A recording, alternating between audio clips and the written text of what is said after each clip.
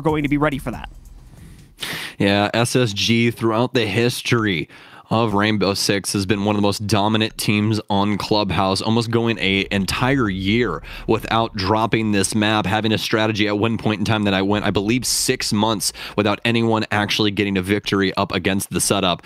And that's just some hallmarks of just a singular map inside of the discography of SSG, and that's why they were so dominant for such a long time, especially with Canadian coming into that roster inside of middle of 2019, right before 2020 happened, and then obviously retiring and sending everyone for a little bit of a shock. And speaking of shocks, Giants will be taking away the Jaeger. That's going to be a huge piece to the puzzle off the board, as SSG will be removing our last piece. I'm not assuming that it's going to be Wamai. I like the Kaid ban here, especially with that Thatcher. Yeah, Thatcher as well as Maverick getting knocked out. So that combo right there for the attack makes opening the two pivotal balconies on a second floor defense a very arduous task for any attacking side that has to try and work towards that. So knocking out Cade is going to be a good counter response to at least make it so getting the doors open, or the balconies open, more importantly, as well as some other important spots on the map, is going to be at least an achievable task inside of a relatively realistic amount of time. Otherwise, we'd be spending probably half or more of the round trying to get that open, or more likely teams would just have to bypass it completely with those bans.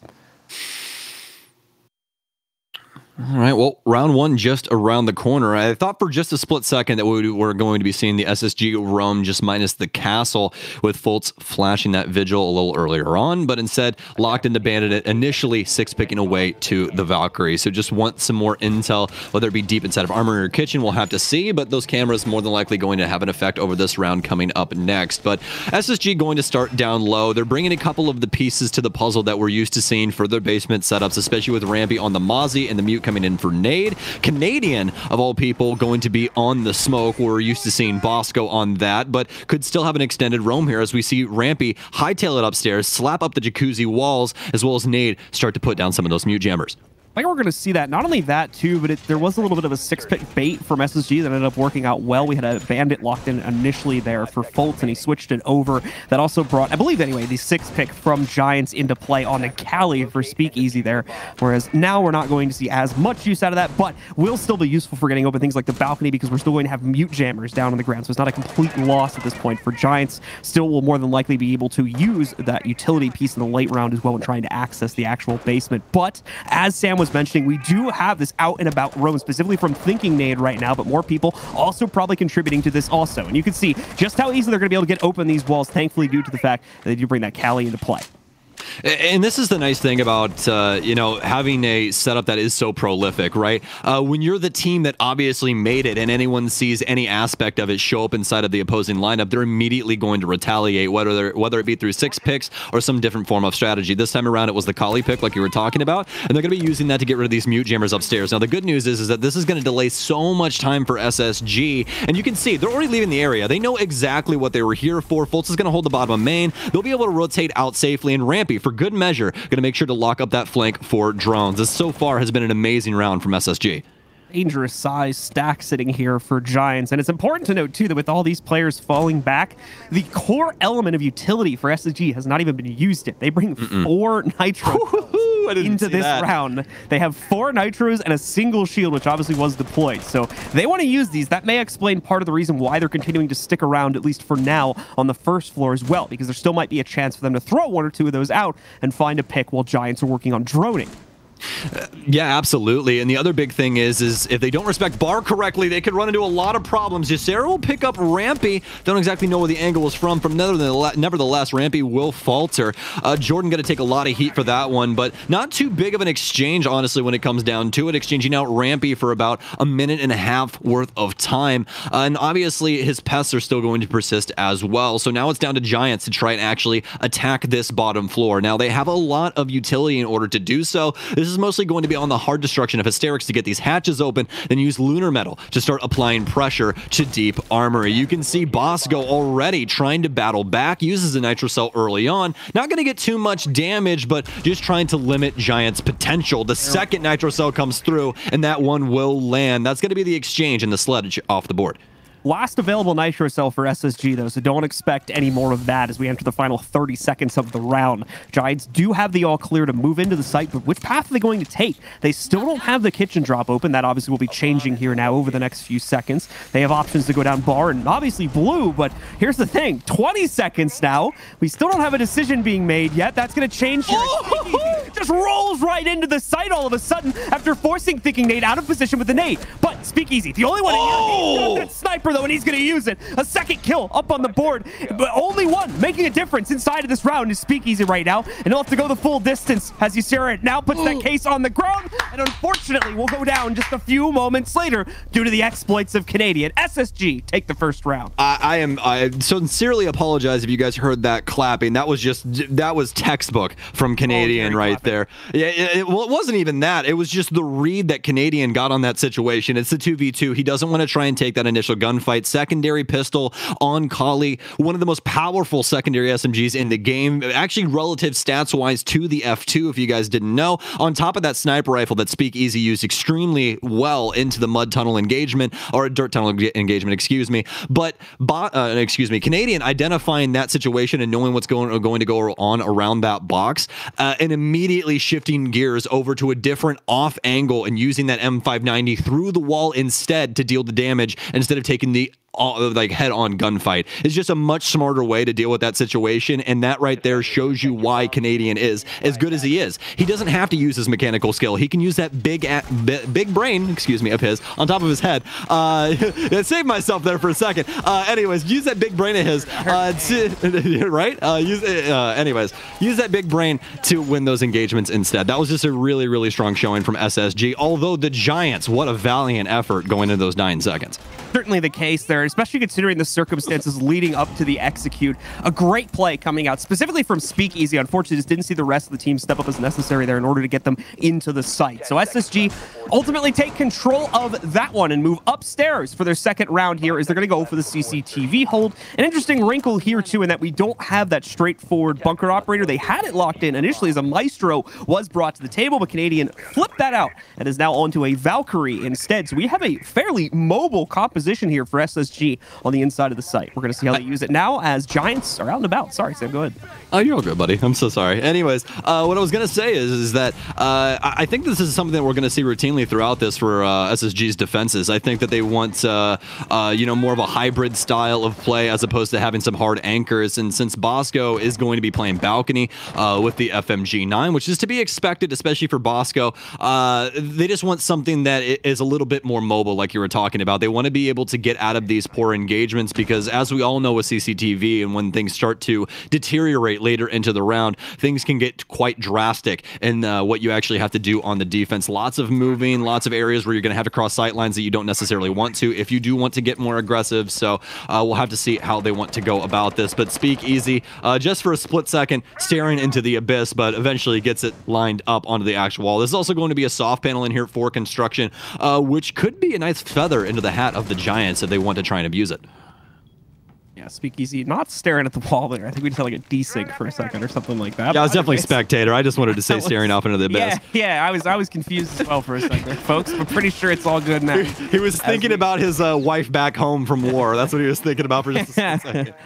Okay, so we've got SSG once again with solid control here so far, but that's going to start to change over these next few seconds as the Giants begin to take initial upstairs control, most notably over here towards the master bedroom right now. Drone work into construction, and by extension of that, Giants will take control, but they still have a lot to work their way towards in the actual site here, towards cache and CCTV, and unfortunately, we haven't seen much progress in that work just yet. The main push point is going to be through the construction wall if they can get it open, but that's the issue. Thinking Nate is here, and he's ready to trick it, as you can see him doing right now. And that's the biggest problem, right? We talk about how bandit tricking's worked its way out of the meta, all except for really this location. Is Nade can really do whatever he wants to. It's really safe to play that location unless they get stock control downstairs where they can possibly abuse that through verticality, but they have fults down low as well, and that's why we see Giants immediately rotate Ysera over to CCTV double and get that wall open for Plat. But the issue is now Giants are running into a very, very similar problem as to what they had the last time. Timing. 30 seconds remain for them to actually push into this site. They need to get an entry frag here as they have 0 damage done to any of the SSG members. Close one from Speakeasy. Surprised it didn't make the connection, but now we've got Rampy on the flank, who's going to take Speakeasy out, along with one other player from Giants, putting us into a 5v3. Rampy still holding the pinch here as well, so he's going to go hyper-aggressive outside, downs Ysera and the Pokeball as well, because why not? Hysterics gets a single trade somewhere in the chaos, but it matters not as SSG shut it down besides that and take their second round.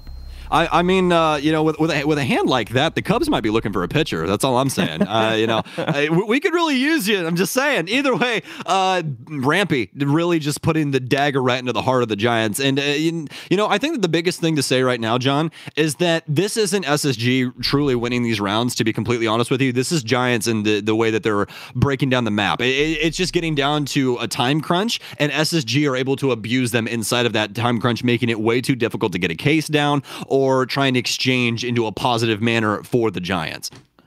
Yeah, I would agree with that for the most part. First round, I would say SSG do a very, very good job of wasting the time with their upstairs play. And even following that through with a tiny bit of delay on the first floor there too, for the most part.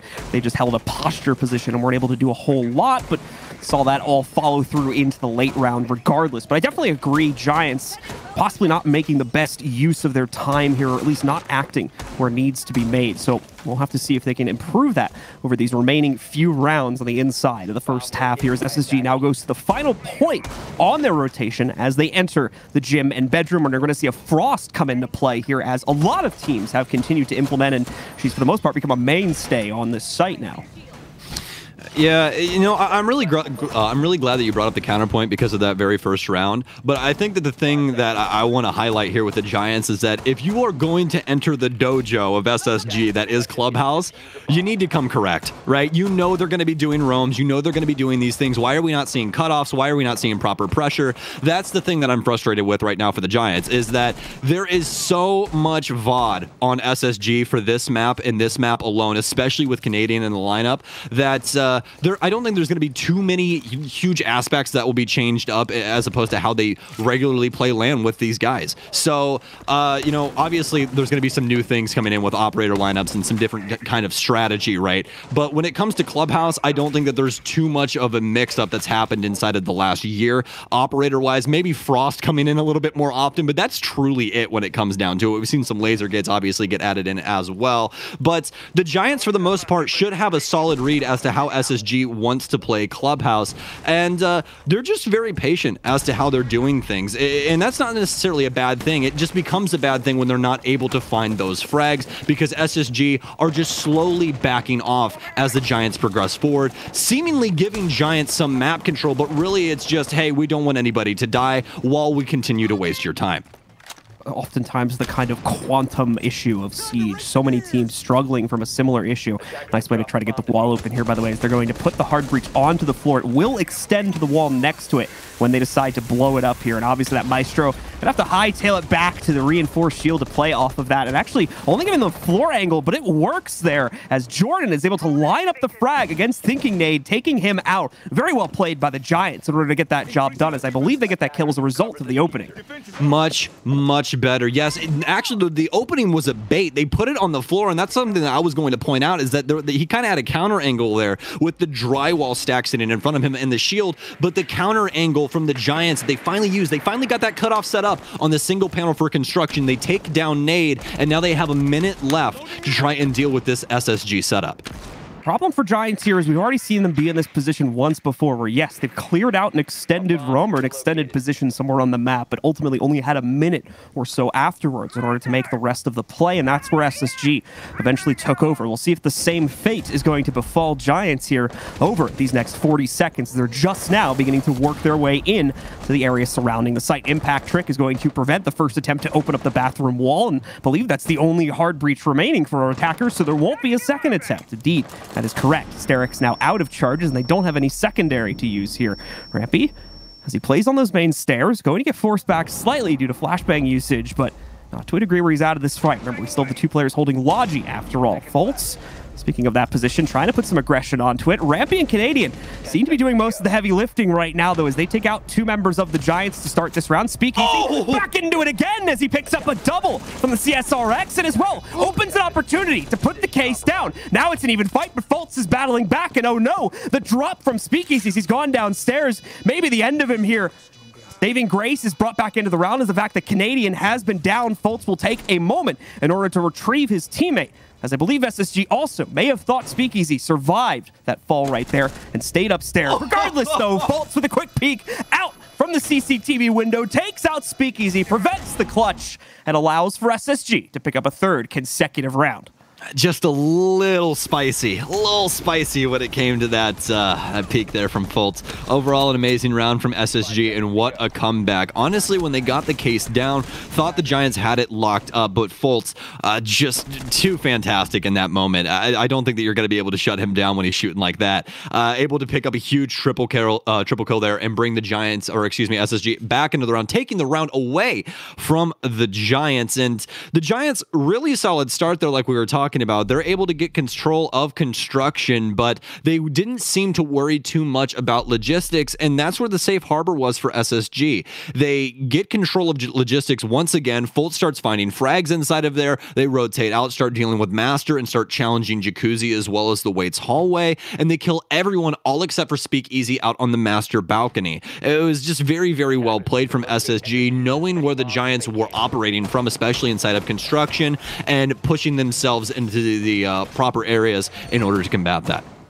Obviously, a valiant attempt from Speakeasy there. Some of the most impressive play on the CSRX that I have actually seen in Siege's history so far on that weapon. So really got to give him some props for being able to use it there, where a lot of other players have struggled with it in the past and have usually defaulted to that secondary weapon. Obviously, not going to see that come into this round, unfortunately, as it will finally get 6 picked away, and we'll end up with a Zofia. But if Speakeasy continues to perform, I can only shudder at what he might be able to do on a more normal operator now. Oh, absolutely. I mean, he's been lights out so far, and as you said, he's been using an operator that isn't necessarily, well, fundamentally the best inside of Siege, right? You've got a sniper rifle that's a bolt action. If you miss, you're more than likely going to have to go to your secondary if it's a close engagement. There's just a lot of things that go into Kali's kit that obviously make gunfights very difficult, but this time around going to be bringing the Zofia, which could honestly make things a little bit easier for the Giants overall. He's obviously been finding the frags. He has the most frags right now for the Giants, and Zofia bringing those impacts as well as those concussions to try and loosen up the setup on site could definitely be of some large assistance. Well, we've got Giants starting to make an internal effort, specifically focused on the first floor here now, as obviously we'll be going against SSG's basement defense once again. They've switched almost immediately towards a bunker setup here now on the reattempt from SSG, so you're not going to see much in the roam game here, as pretty much all 5 of their players are going to stick downstairs. They even bring the Bandit this time on Rampy so they can reinforce those lower levels there and make sure they're okay. We're actually not going to see any batteries down on that at all right now, but as you can see, Rampy's got it in his hand, just waiting for the correct moment to start putting those on the ground so they're not thrown down too early and potentially taken out very easily by utility from the Giants.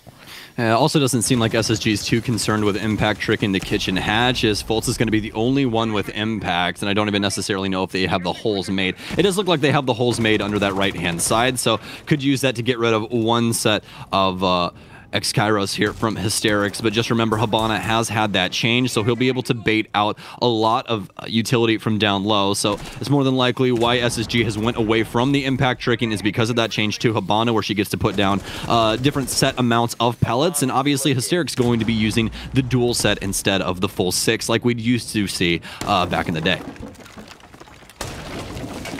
And they're still working on reconstructing the bathroom or kitchen, excuse me, floor here, leading down to the basement just to make sure that they have every angle they need, assuming that they are going to indeed try to open up the hatch. That may not be a certainty in this situation, though. We already saw in the first basement attack the Giants chose to focus primarily on the blue push, but that wasn't necessarily because of the fact that they didn't have access to the hatch. It was more so the fact that time was low. They didn't have time to go through the full opening process, as they were already at about 20 seconds at that point. Things are a little different this time, but time is still a crunch for Giants, as once again we get to a low time scenario. No one's been able to push their way in and start the aggression yet, but that is going to change over these next few moments here as they'll finally finally start to work their way in. Again, so far, what's been an untouched SSG, but that now changes. Jordan first on the board here again for the Giants as they drop one, but not even sure how that happened, but Lunar Metal's going to end up going down there. I think he was dropped by an opponent and the nade was in hand, so that's not entirely his fault. Hysterics now fragging out in the mid-round, trying to mop up the rest of SSG as they are continuing to falter to this Giants attack. Still holding on, if only slightly. Canadian now bringing this to a 1v2. Trying to deny case control, but it is going down on the inside of the site. Canadian averaging his way out, has intel on the player by blue. There we go. There's the pickup. Won't get the opportunity to immediately deny the planter, but he hasn't even got it, and he's going to take it. Canadian's back on the field, and he's immediately making the difference for SSG as he gets the 1vx clutch, as well as the 4th round for SSG. Still not a single one on the board for the Giants here. Well, he doesn't have the worst gun in the game, but he does have the most kills, if that matters. Canadian standing up tall right now for SSG and closing things out in a 1v2. And not only a 1v2, but a 1v2 up against Speakeasies, who we've been seeing take down so many people today. So what a moment there for Canadian, and what a moment for SSG. That's 4 rounds in a row on, let's not even call it Clubhouse anymore, Joe. It's got to be Dubhouse. You know it is. Well, we'll see if they can get that, Dubs. They're still 3 rounds away from it, unfortunately. Just a little bit further to go here. But we'll see SSG certainly on the warpath, it seems, at this point, though. 4 consecutive rounds in a row. The last one being 1 via clutch as well. The Giants coming so close on a few of these rounds, but unfortunately not able to get themselves on the board just yet. Well, yes, it is Clubhouse, a traditionally very defender-sided map. You still got to expect something from the Giants on this half, and we'll just have to hope that it comes in these next 2 rounds. Otherwise, they'll be in serious trouble, to say the least, when we switch sides. Oh, absolutely. It's just very difficult right now for the Giants because it goes back to timing and how they're really using their time inside of their rounds. I think that the thing right now for the Giants is that they're looking for a lot of these early engagements, and SSG simply aren't giving them to them. And the reason I'm saying that is, like, for instance, we saw Speakeasy inside of that last round seemingly sit on secret stairs for what seemed like an eternity, just shooting around blue, just trying to see if Rampy will peek him and peek him and peek him, and he's not going to give that to you, man. He's not going to do that. You know, it's one of those things where the offense has to be the aggressor inside of some certain scenarios. They finally are able to get the frag, but you know when that was? 32 seconds left on the clock, and because Rampy pushed into Moto, and it was immediately refragged because a down sledge in the sledge frag grenade goes off in his hand. Lunar Metal ends up getting traded out. So it's Giants, I feel like, doing this to themselves. Yes, SSG are having some really bright moments, but I want to see Giants have a round that is truly theirs to win. Oh, I would almost say this is like symptomatic of the first round, but that's almost not a good point to make when you think that the roam game from SSG that in theory would have been slowing down Giants throughout the rest of these rounds, you know, would have made the impact there. But that's the thing, that the impact wasn't necessarily, in terms of kills anyway, coming from the roam game there in SSG. It was the fact that they just wasted a bunch of time more than anything else. Remember, they had 4 nitro cells in that round, only got a kill with 1 of them, which was the main attempt that they were trying to play for after they fell back from the 2nd floor. So it's weird now that Giants aren't taking a little bit more aggressive control early on here, considering that the roam game hasn't been the immediate issue. It's just been a problem of dealing with it at appropriate time more than anything else. Yeah, I have not seen the Giants personally play in a little while, so it's exciting to have them back, but it just seems like some of the aggression that I'd been used to seeing in APAC might have been just tempered just a little bit to where, you know, maybe possibly Giants can get the ball rolling here, but they might need something major to happen to them, get their, you know, mental back into the game, because as of right now, this just seems like insult to injury from SSG, especially with Fultz on this rotation very early on here, already halfway through the round, and could possibly have a frag, but it looks like we're gonna have a flank drone set up. But the important thing is here, does somebody watch it? And yes, they will. Okay. Ooh, scary there for just a second. I thought Fultz was gonna slide on by. Fultz is like, do I need to shoot this? Yes, I do, unfortunately. So, Giants continuing to vie for control, primarily from construction once again. So already a similar take coming in here to what we saw in that last round. But pretty big curveball here, and that wall is soft and already. I believe it obviously would have been reinforced earlier in the round, seeing as we've got 2 hard breaches being used. So obviously Giants increasing their pace inside of this round. Now just need to actually work their way into the site. Fultz in the meanwhile striking first, however, taking out Speakeasy once again, arguably the most influential player inside of this game from the Giants so far. Now down for the count However, it'll be the same for Canadian as a Kobe rolls in. Chance for recovery, possibly, as he's not in a terrible spot to get revived, but with that wall being soft, probably going to make it a little bit more impossible in this situation, especially now the Giants are starting to apply that pressure from both sides. Bosco and Thinking Nate begin to defend that very pressure up, but not before another frag grenade takes the life of Fultz. Lunar Metal able to carry that forward behind the frag, pick up Canadian also here, and now trying to fight through that smoke, but it blinds him too much. Rampy gets the revenge for his fallen teammates, and Thinking Nate seals the deal as SSG pick up yet another round here on the 5th. So Giants, they work their way to sight, John, but they don't clear any of the utility, like, at all. They get walls open, but then they immediately just try to contest through gunfights and just push through the utility of SSG. I didn't see them destroy a singular Banshee. I didn't see them bait out any smokes. I didn't see them do anything of the sort. So when it comes down to it, I don't necessarily know how the Giants think that this is going to be a successul round, and I hate to put it that way because that you know, obviously they're doing what they think is right, but I don't know, man. It just seems like they're lost. I would argue that there was some viability to their push there when you consider that they had the frag prime in order to allow them in before they put for that push, and the fact that they immediately got another frag kill as well when they. What about the part where they only got kills with frag grenades and then they pushed immediately into 2 Banshees and a toxic smoke where they couldn't see? Yeah, I mean, like I said, ultimately, like, you know, in hindsight, not a great call, right? But I can see the reasoning for why they would have done that when you consider that, all right, guys, we've got like 2 kills here lined up. We need to take advantage on this and go in now. And maybe there was just bad intel on what the setup was like at that point, and they didn't expect so much resistance on the utility front. Yeah, I can definitely see that, especially like with the Jaeger ban coming through, right? Like, we're expecting the frags to be more prolific inside of this matchup, although Fultz is on the 1-eye, but he's been mostly on roam like we saw inside of that last round, so that means those discs that he's getting later onto the round probably won't necessarily be on site in such a early or such a fast fashion, right? So once they burn out those initial discs, they don't have to worry too much about things, but the thing that just really made me scratch my head was obviously just like the full push right into all the Banshees of Rampy, and then just trying to push on through that smoke of the smoke on defense for SSG. It's just a really, really risky thing that I think 9 times out of the 10 is not going to work. So I especially for Giants going into the last round here, this needs to be a big change up for them because they absolutely need an offensive round if they want a snowball's chance in hell of taking SSG here on Clubhouse. Yeah, kind of goes without saying here, 6-0 half. Not very good. So we'll see if Giants can change their fate at all, as they're going to make one more attempt to take down SSG, specifically on their bedroom defense. Now, Sarah, already on the hunt here, using that first Selma to open up a path to the inside of CCTV. Lunar has also used the sledge in order to open up the soft paneling on the balcony. Not going to see an immediate push from the Giants, though, as there's other work being done across the map, too, such as the opening of the jacuzzi balcony that we just saw right there. Finally, though, Jordan specifically pushing into that CCTV position with Lunar and one other of their teammates very close behind. Shouldn't have much of an issue dealing with Cash, but as you can see, still using the time to check this from a drone in order to make sure that they don't make any mistakes. Hey, we were talking yesterday about teams getting used to land, right? There's one great example right there. Oh no! I think Lunar straight up broke it, right? Yeah, like no, he hit it. Okay. He was probably like a pixel or two too close to the model of this clone, and he ended up hitting the clone.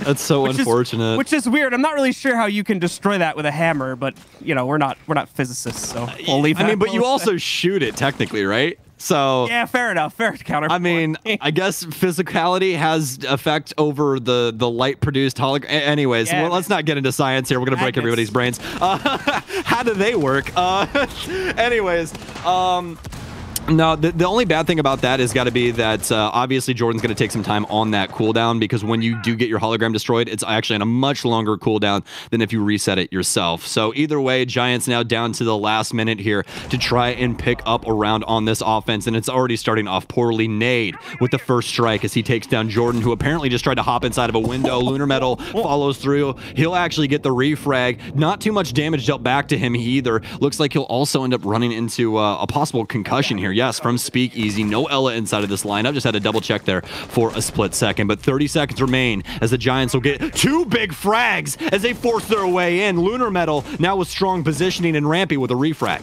Lunar on another one on the inside of this round right here. The entry power is unmatched, and he still has an opportunity to pick up more for that forward position in the site. He's the closest ping to Canadian right now. Canadian, speaking of which, trying to play behind the mattress. Oh no! A team kill at the same time. Canadian gonna be able to chuck in the Nitro cell, isolate out Speakeasy, and bring this down to a 1v1. Oh only my 5 seconds to end it, but Canadian goes for the long range M590 shot for the perfect half. SSG 6-0 as we switch sides.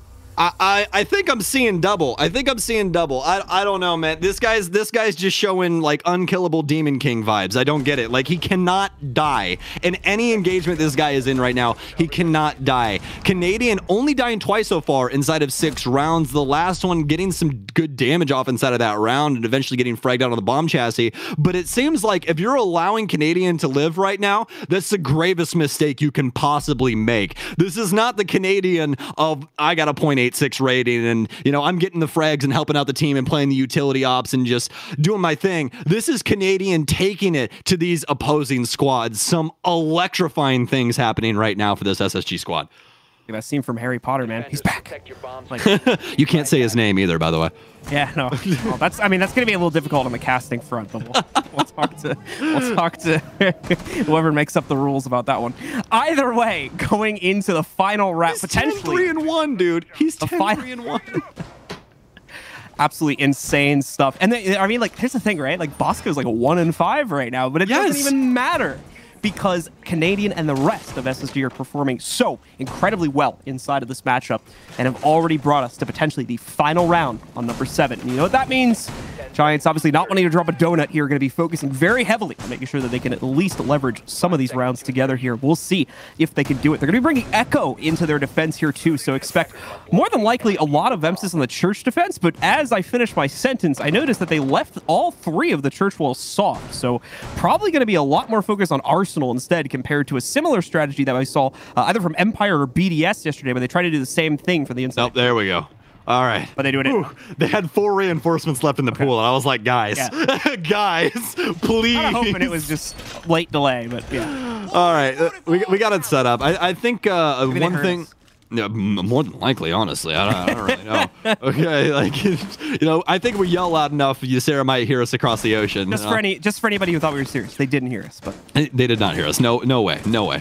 But looks like Giants are going to have a little bit of a different setup when it comes to this basement. Obviously, we saw SSG with more of a roam set the first time around. Second one, not so much, but either way was the same result. 6-0 right now up for SSG. Giants, like we were talking about, downstairs and bringing the Echo into the lineup here, and I really like this, honestly. I think that Echo is still quite the potent operator. Obviously not as strong as he once was, but he still has some uses. It's just, you know, as to how he used to get played, it's just obviously a very, very stark contrast. So we'll see if Hysterics can possibly get some effectiveness off with these drones. You have to be a little bit more sly with them. We saw him put one of those onto the new double box that we have 2 stacked on top of each other in the middle of Armory. So we'll see if he can possibly get that to go off, as nobody should be able to shoot it from any of those side angles. And Hysterics playing deep inside of sight on AK. So Giants with more of a turtle setup for their defensive play here.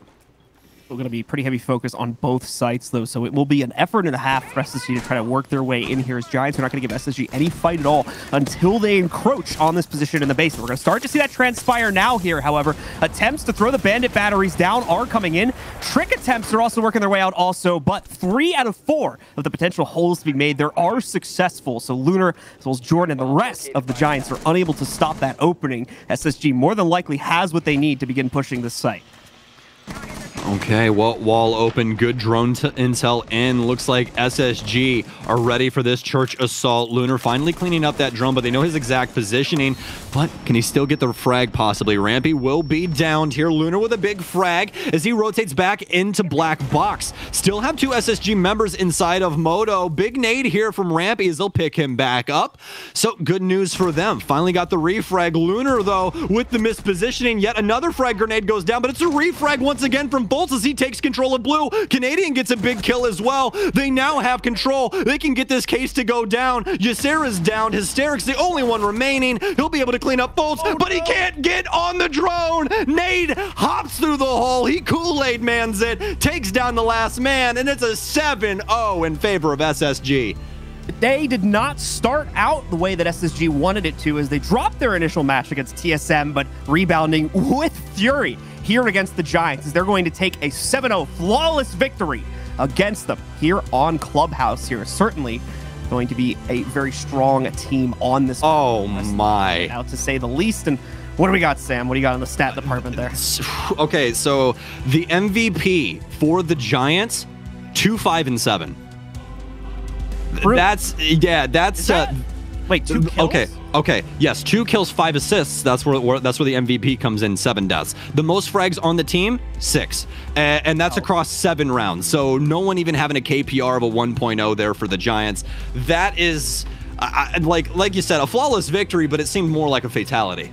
All right, ladies and gentlemen, that's going to do it for myself and Stokes for the time being. We're going to go to a short break. When we return, we'll have the analysis desk to break down that 7-0 victory for the folks on SSG.